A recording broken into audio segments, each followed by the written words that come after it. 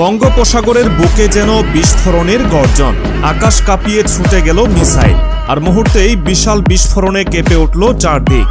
বাংলাদেশ নৌবাহিনী তাদের ভয়ঙ্কর সামরিক শক্তির যে প্রদর্শনী করল তা পুরো বিশ্বকে তাক লাগিয়ে দিয়েছে।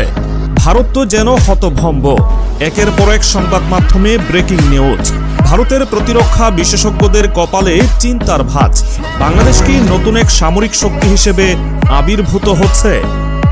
শক্তিশালী যুদ্ধজাহাজ থেকে ধেয়ে গেল ভয়ঙ্কর মিসাইল।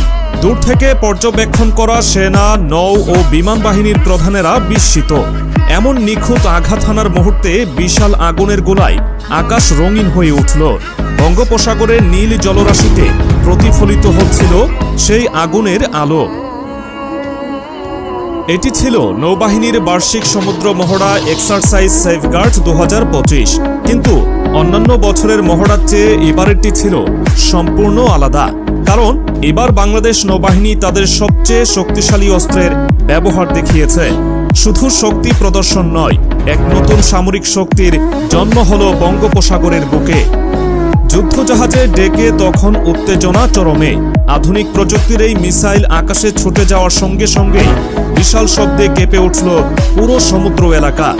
কিছুক্ষণের মধ্যেই লক্ষ্যবস্তুতে সুনির্দিষ্টভাবে আঘাত হানল, আর বিশাল বিস্ফোরণের শব্দে চারপাশের বাতাস ভারী হয়ে উঠল।